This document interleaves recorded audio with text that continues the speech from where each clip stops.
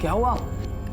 पता नहीं, थोड़ा डिजी सा लग रहा है। हाँ एक्चुअली हो रहा होगा यार, हम इतनी लंबी राइड लेके आ रहे हैं ना धूप में, इसलिए।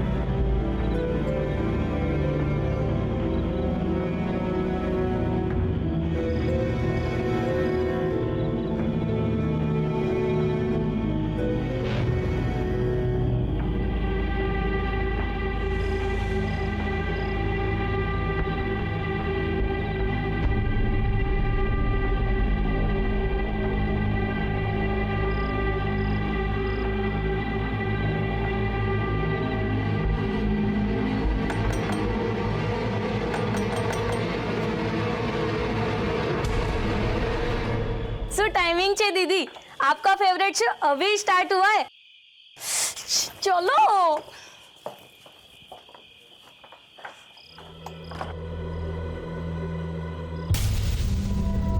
हेतल, आगे बेटा। तेरे पापा कब से तेरी फिक्र कर रहे हैं। हेतल, कुछ हुआ है क्या बेटा? तेरे चेहरे का रंग क्यों उड़ा हुआ है? नहीं पापा, बहुत थक गई हूँ, थोड़ा आराम करूँगी तो ठीक हो जाऊँगी।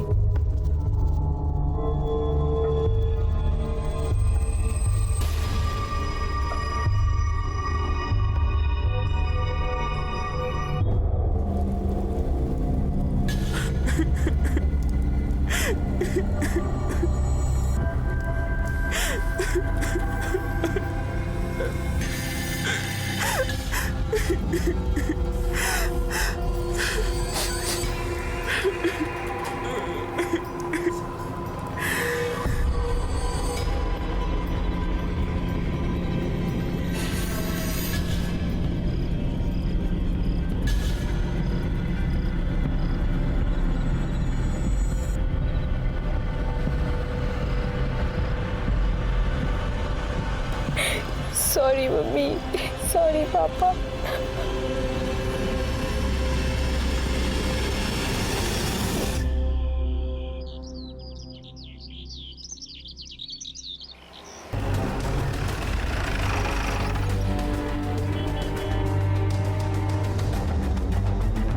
राहुल तो 2 दिन से घर ही नहीं आया और इसका फोन भी स्विच ऑफ आ रहा है।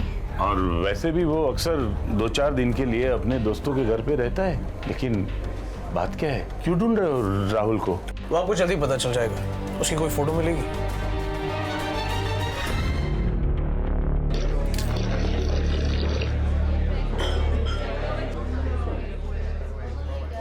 कैसा लगा अब्बास भाई? वाह घोची, ये तो बड़ा धमाका है ये। लेकिन अपने भाऊसार की बेटी है ना? हाँ हाँ। कहाँ से मिला बे? चल चल फटाफट फॉरवर्ड कर मेरे को जल्दी से। हाँ क्यों सर, है ना धमाका?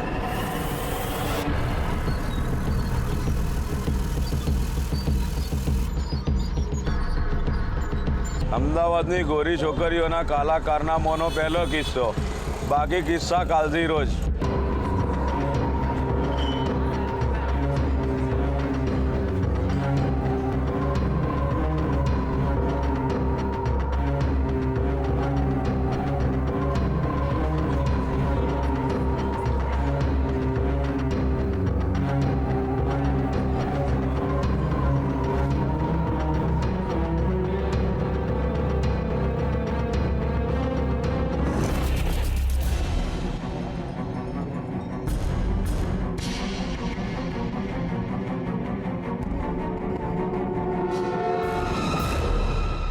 मशहूर सोशल वर्कर भावसर की बेटी है, मगर उन चारों लड़कियों के साथ इसका कोई कनेक्शन नहीं दिखता। सवाल ये है कि इस अखबार के पास ये तस्वीर आई कहां से, और इनका ये हेडिंग पहली किस्त, इसका मतलब तो ये हुआ कि इन लोगों के पास दूसरी लड़कियों की भी तस्वीरें हैं जो वो आगे छापने वाले हैं। कहीं उन चारों लड़कियों की सुसाइड की वजह ऐसा कोई स्कैंडल तो नहीं हो सकता है सर। अहमदाबाद जैसे खूबसूरत शहर में अखबार में छपी उस एक खबर के बाद जैसे जवान लड़कियों की सुसाइड की बाढ़ सी आ गई। 24 घंटे गुजरते गुजरते शहर के अलग अलग इलाकों में लगभग 22 लड़कियां सुसाइड कर चुकी थी। पूरे शहर में मातम का माहौल था। जवानी उम्मीद और जोश का दूसरा नाम होता है। तो फिर ऐसा क्या हुआ था जिसने इन लड़कियों को इतना निराश, इतना नाउम्मीद कर दिया था कि उन्हें अपने ही हाथों से अपनी जान लेने जैसा बड़ा कदम उठाना पड़ा। यह मामला काफी गंभीर था और पुलिस ने भी इसे गंभीरता से लिया। इसलिए अहमदाबाद के सुपरिटेंडेंट ऑफ पुलिस ने इस केस को अपने हाथों में ले लिया।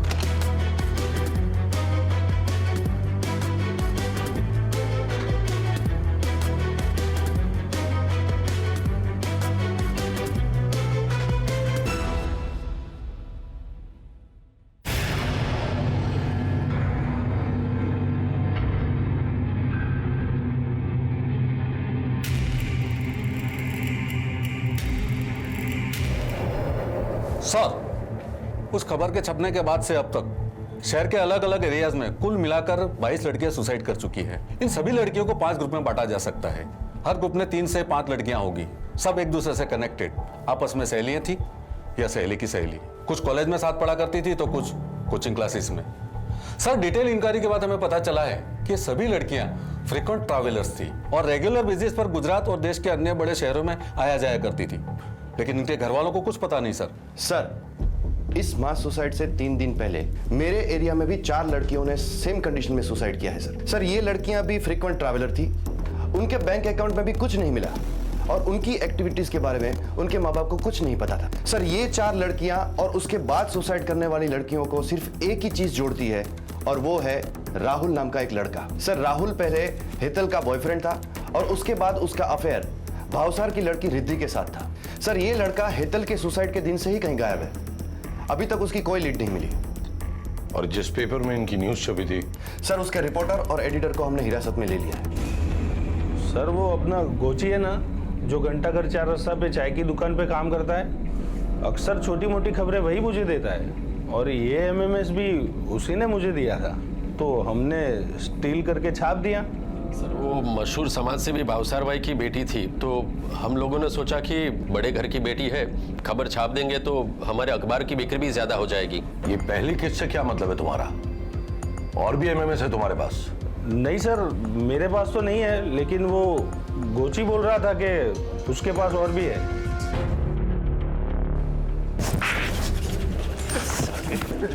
झूठ बोलता है, झूठ बोलता है। नहीं साहब, मैं सच बोलता हूँ, मुझे नहीं मालूम। वो वीडियो मेरे एक दोस्त ने मुझे फॉरवर्ड किया था, मुझे लगा ये खबर बहुत अच्छी है तो मैंने आभास भाई को फॉरवर्ड कर दी, और मेरा दोस्त तो मुझे ये भी कहता था कि उसके पास बहुत सारे वीडियोस है। कौन है ये तेरा दोस्त?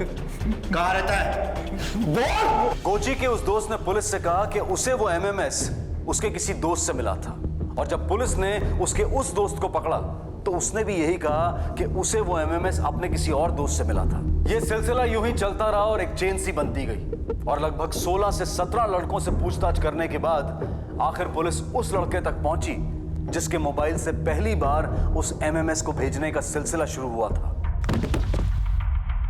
चलो सर, उसका नाम राहुल है। अपना लैपटॉप डालकर गया था मेरी दुकान पे रिपेयर करवाने के लिए। उसी में ये 3 एमएमएस थे सर। मुझे अच्छे लगे तो मैंने आगे फॉरवर्ड किए, दोस्तों को दिखाए। उसके आगे का सर मुझे कुछ नहीं पता।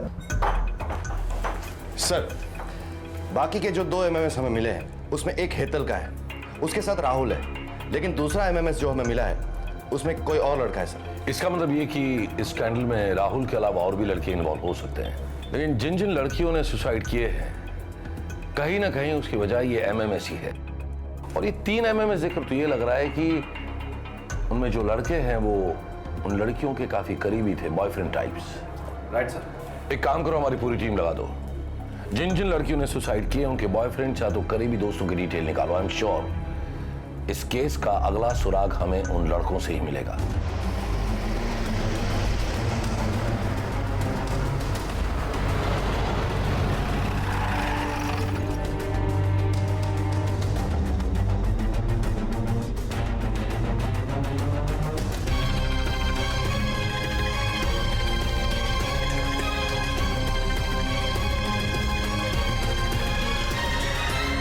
पुलिस की एक बड़ी टीम हर उस लड़के की तलाश में जुट गई जो किसी भी तरह से इन लड़कियों के करीब था।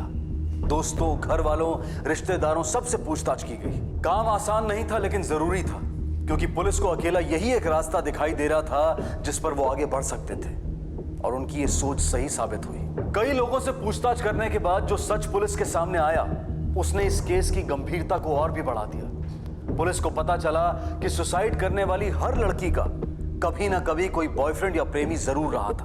उनके इन्हीं प्रेमियों ने उन्हें धोखे से नशा कराकर उनके साथ संबंध बनाए, और उनके ही किसी साथी ने उनकी इस घृणित हरकत को कैमरा में कैद कर ये एमएमएस बनाए।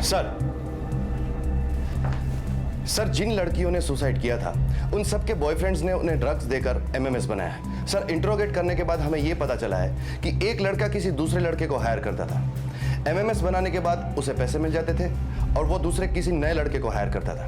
और सर, सबसे इंटरेस्टिंग बात यह है कि इस पूरी चेन की सबसे पहली कड़ी है राहुल। उसी ने पहले लड़के को हायर किया था। इसका मतलब जब तक हम इस राहुल को नहीं ढूंढ लेते ये केस आगे नहीं बढ़ेगा। Yes sir. Sir, Kalupur station के पास नाले में राहुल की लाश मिली। व्हाट? यस सर, चाकू से गोद कर उसे मारा गया है। तलाशी के दौरान कालूपुर पुलिस को उसकी जेब से एक सिम कार्ड मिला जो उसके नाम पे रजिस्टर्ड है। सर, कॉल रिकॉर्ड में सिर्फ एक लैंडलाइन नंबर मिला है जहां से उस सिम कार्ड पर कॉल आते और जाते थे। अब तक हमारी पूरी इन्वेस्टिगेशन सिर्फ और सिर्फ एक ही शख्स की तरफ जा रही थी, राहुल। राहुल के खून के पीछे दो पॉसिबिलिटीज हो सकती है। एक, या तो उसे उसी की शिकार हुई किसी लड़की या उसके करीबी ने मार दिया हो, और दूसरा, शायद इस एमएमएस गिरोह का सरगना राहुल नहीं बल्कि कोई और है, और जिसने अपना राज खुल जाने के डर की वजह से राहुल को अपने रास्ते से हटा दिया हो। वो जो दूसरी सिम से लैंडलाइन नंबर मिला है, किसका है वो? दरअसल ये नंबर एसजी हाईवे एरिया के पब्लिक फोन का है। काफी बिजी चौराहा है ये। यहाँ बाकी दुकानों के साथ एक बड़ा और फेमस कोचिंग सेंटर भी है। वहीं दीवार पे ये फोन लगा है। ये एरिया लड़के और लड़कियों का मीटिंग पॉइंट है सर। एक इंपॉर्टेंट बात हमारे सामने ही है जिस पर हमने अब तक ध्यान नहीं दिया। What? जितनी भी लड़कियों ने सुसाइड किया है उनका कोई ना कोई कनेक्शन इस कोचिंग क्लास के साथ था। या तो वो यहाँ पढ़ती थी, या पहले पढ़ चुकी थी, या फिर किसी की सहेली या बॉयफ्रेंड यहाँ पढ़ता था। और वो फोन भी इसी एरिया में लगा है सर। मतलब उस पीसीओ बूथ पर फोन करने के लिए राहुल का इस सेपरेट सिम का यूज करना, मतलब इससे साफ जाहिर होता है कि राहुल के लिए ये नंबर बहुत ही खास था। और अगर हम ये मान लेते हैं कि इस एमएमएस गिरोह का सरगना राहुल नहीं बल्कि कोई और है, तो इस पीसीओ बूथ के नंबर का इस्तेमाल वो अपने और गैंग मेंबर्स के साथ कांटेक्ट करने के लिए करता होगा। परमार, तुम एक काम करो, तुम अपनी एक छोटी टीम बनाओ और सिविल में उस पीसीओ बूथ के आसपास तैनात रहो। हम राहुल के इस दूसरे नंबर से उस पीसीओ बूथ पर फोन करेंगे, और जो कोई भी फोन उठाकर हमसे बात करेगा वही तुम्हारा शिकार होगा, एमएमएस गिरोह का बॉस। सर, अब ये एमएमएस किंगपिन हमसे ज्यादा दूर नहीं।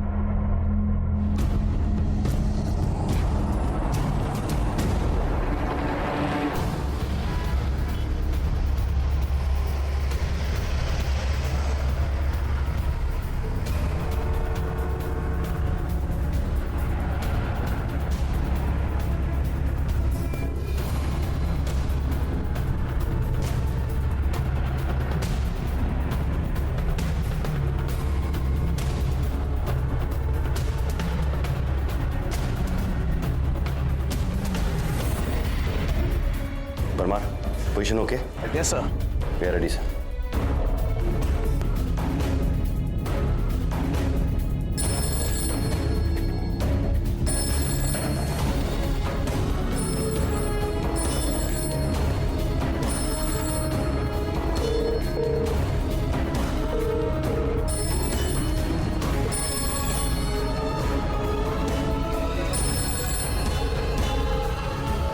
कोई मूवमेंट है वहां पर?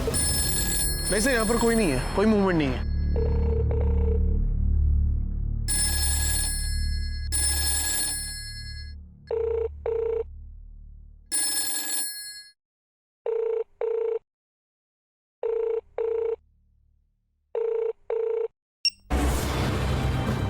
परमार, किसी ने फोन उठाया, गिरफ्तार करो उसे।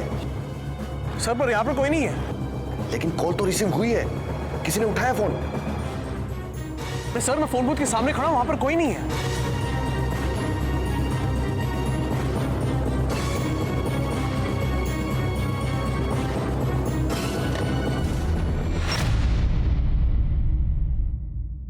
मैं बाद में बात करता हूं। सर बूथ पर तो कोई आया नहीं, तो ये फोन रिसीव किसने किया?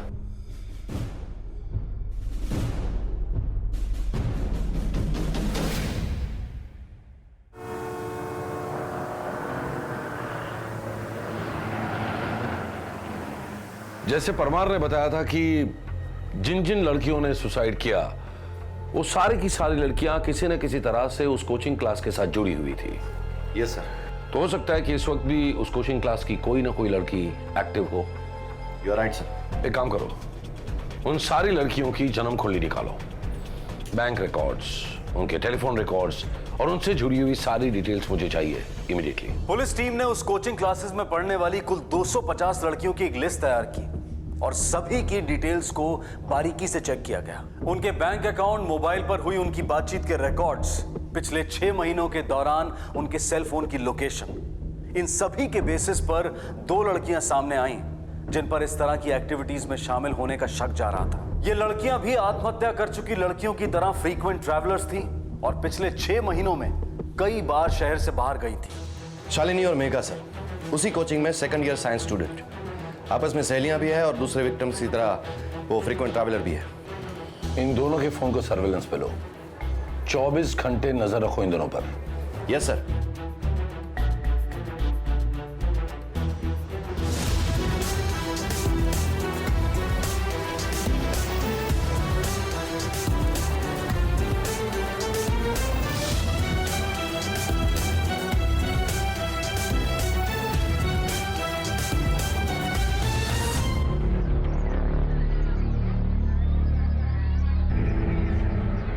वेलकम बच्चा लोग।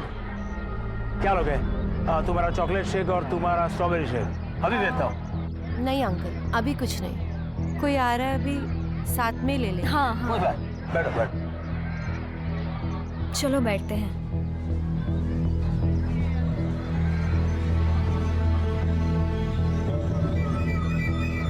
हाय hi, how are you? We are fine. Fine. तू बता कैसी है? कैसे चल रहे हैं स्टडीज? बहुत अच्छी।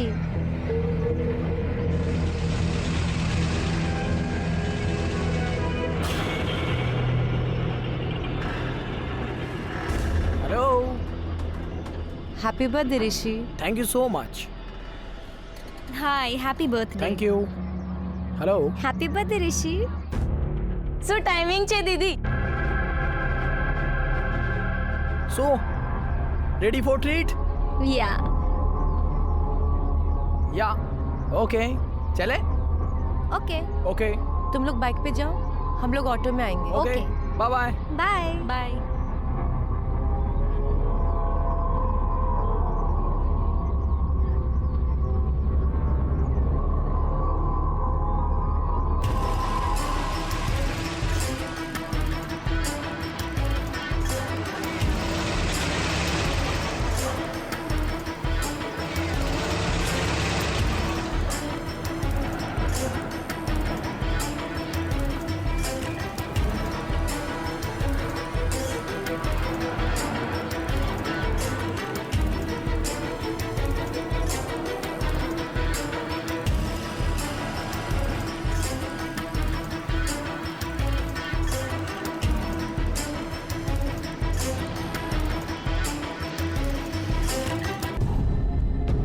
सर वो लड़का उस लड़की के साथ गांधीनगर एरिया की तरफ बढ़ रहा है। राहुल उनका पीछा कर रहा है। तुम भी अपनी एक टीम लेकर निकलो। हो सकता है इस लड़के के जरिए हम इस पूरी गैंग का पर्दाफाश कर सके। पल पल की खबर चाहिए मुझे। Right sir.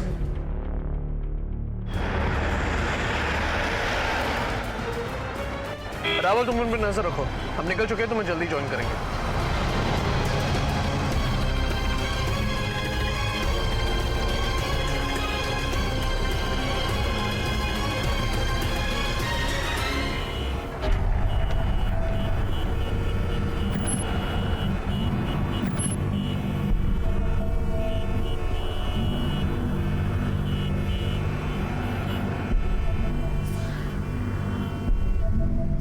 जाला तुम और 2 टीम तैयार करो। हमें पता नहीं ये गिरोह और कितना बड़ा है। Yes sir. Hello, what? Oh no. क्या हुआ जाला? सर रावल की बाइक रास्ते में खराब हो गई। We lost the track of dead boy. और परमार की टीम? सर वो तो अभी तक रावल तक पहुंची ही नहीं। डैम इट, हमारे पास वक्त बहुत ही कम है। अगर हम वक्त पर वहां नहीं पहुंचे तो हम और एक जान गंवा देंगे। वो 2 लड़कियां शालिनी और मेघा, उन दोनों को उठाओ। आई एम श्योर उन दोनों लड़कियों को इस लड़के के बारे में कुछ ना कुछ पता होगा। क्विक। Yes sir.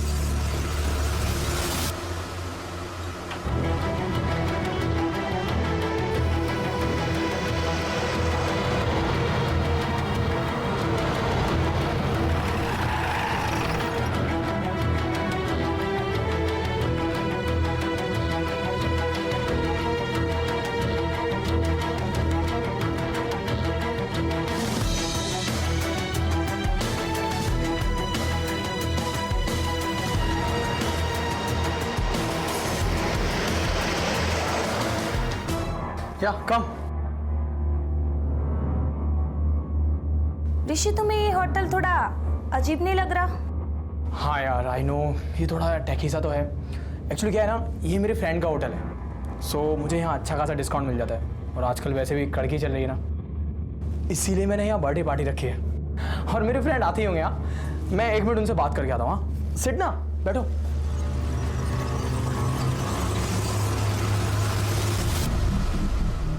सर ये तो हिमानी है, हेतल की छोटी बहन। वही हेतल जिसकी सुसाइड की खबर हमारे पास सबसे पहले आई थी। ऋषि हिमानी को लेकर कहां गया है? सर हमें सच में कुछ नहीं पता सर। सर एक्चुअली इन लोगों का कोई एक ठिकाना नहीं है सर। इन लोगों का नेटवर्क कई जगहों पर फैला हुआ है।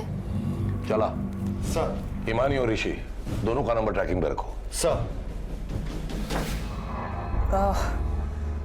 बड़ी देर लगा दी यार इन लोगों ने आते आते। वेट। हाँ,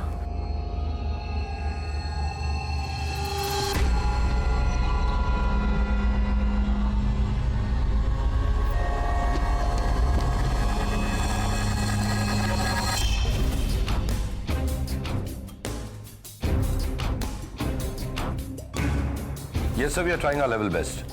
Sir. सर ये रहा ऋषि और हिमानी का location. Kalol 6 sir. Go and arrest him right now. Parmar. Right sir. Kalol की तरफ चल, फोटो चौक।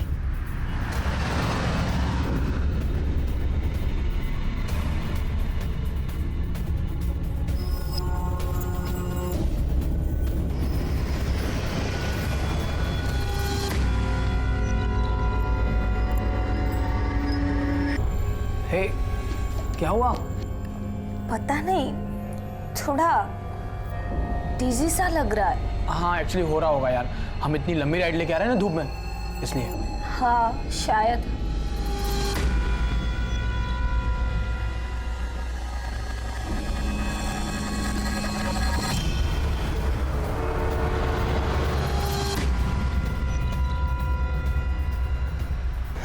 आ जाओ।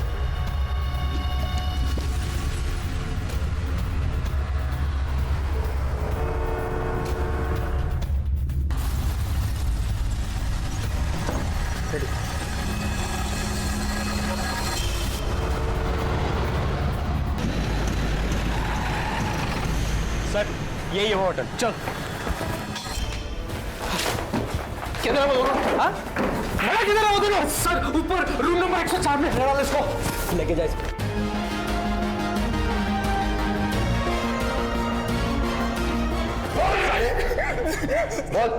मैं नियाज अफगानी के लिए काम करता हूँ सर।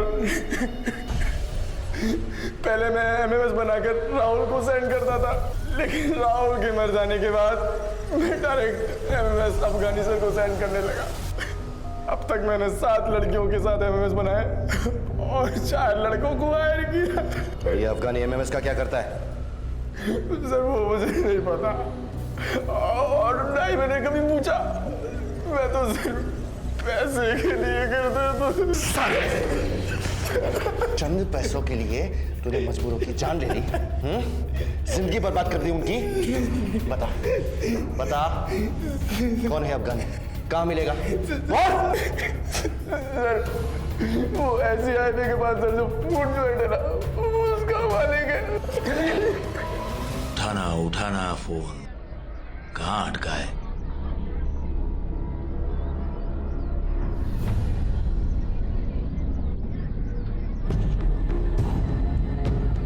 हाँ जी मालिक, क्या लेंगे आप? तो चलो।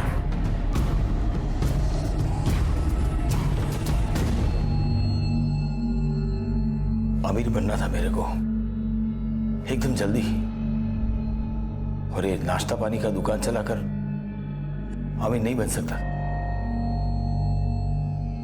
तो अक्सर अपने दिमाग में तिकड़े में फिरता रहता था अमीर बनने की।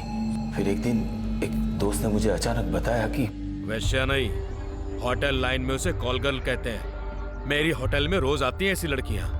एक रात का 50-60 हजार रुपया आराम से लेकर निकलती है। मेरी होटल में एक NRI आकर ठहरा है। उसे लड़की चाहिए, लेकिन उसकी शर्त यह है कि उसे कॉल गर्ल नहीं, कॉलेज की यंग लड़की चाहिए, एकदम फ्रेश माल।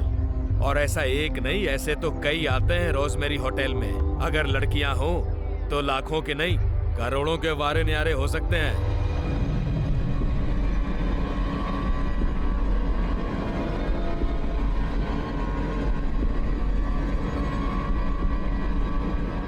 मेरे फूड जॉइंट पे बहुत सारे छोकरे छोकरी आते रहते थे। राहुल भी उन्हीं में से एक था। बड़ा हैंडसम लड़का था राहुल। अक्सर अलग अलग लड़कियों के साथ आता रहता था, उनको खिलाता था, पिलाता था। पैसे नहीं थे उसके पास, तो उधार में ही सब कुछ चलता था। मेरे दिमाग में आइडिया आया कि क्यों ना राहुल को ही पटाकर उसी की किसी गर्लफ्रेंड को उस होटल पे भेजा जाए, उस NRI के पास। एक दिन का 1 लाख रुपया। मैंने बात की राहुल से। क्या बकवास कर रहे हो आप? दिमाग खराब हो गया है क्या आपका? मैं अपनी गर्लफ्रेंड के साथ ऐसा करूंगा? अबे यार, तेरे को कहाँ शादी बनानी है सबके साथ? ऐसी तो करना है। अब साथ में थोड़े पैसे मिलते हैं तो क्या दिक्कत है? मैंने 10,000 रुपए दिए राहुल के हाथ में, पेश की। बोला और भी दूंगा। राहुल भी लालच में आ गया। मैंने राहुल को छोकरी के साथ होटल में बुलाया।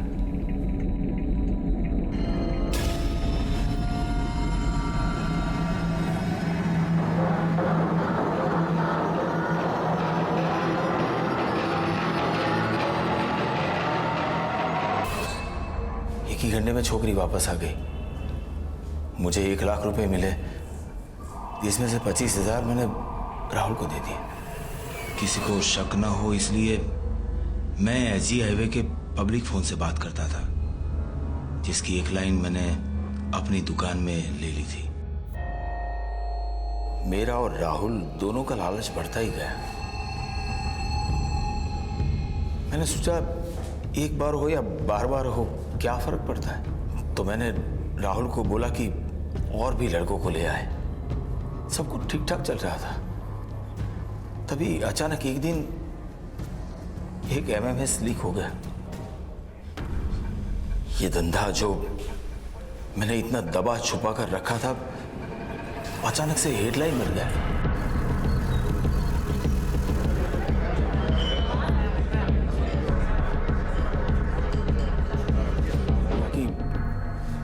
राहुल ही एक ऐसी कड़ी है जिसके जरिए पुलिस मुझ तक पहुंच सकती है।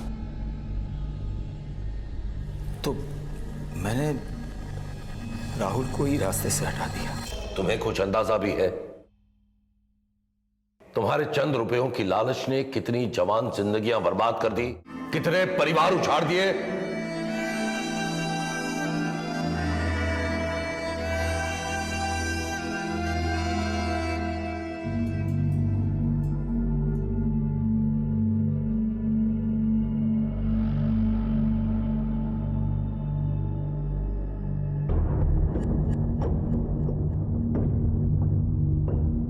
इस अपराध की गुत्थी ने सुलझने के बाद भी समाज और प्रशासन दोनों को शर्मसार करके रख दिया। प्रशासन को इसलिए क्योंकि इतना बड़ा गैंग, इतना बड़ा रैकेट ठीक उनकी नाक के नीचे चल रहा था, और इसके बावजूद उन्हें इसकी भनक तक नहीं थी। और समाज को इसलिए क्योंकि भाई दूज और रक्षाबंधन जैसे त्योहार मनाने वाला हमारा समाज ऐसे भाइयों, ऐसे बेटों, ऐसे पुरुषों को जन्म दे रहा था जो अपनी बहनों की रक्षा की कस्में खाते हैं लेकिन दूसरों की बहनों के लिए खतरा बन जाते हैं।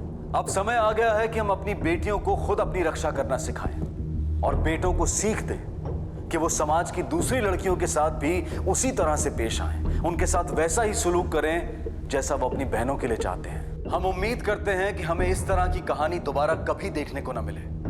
इसी विचार के साथ मैं अनूप सोनी आपसे विदा लेता हूं। फिर मुलाकात होगी अगले एपिसोड में एक और चौंका देने वाले केस के साथ। तब तक अपना और अपने परिवार का ख्याल रखें और देखते रहें क्राइम पेट्रोल डायल 100। सबक एक को, सीख हम सबको।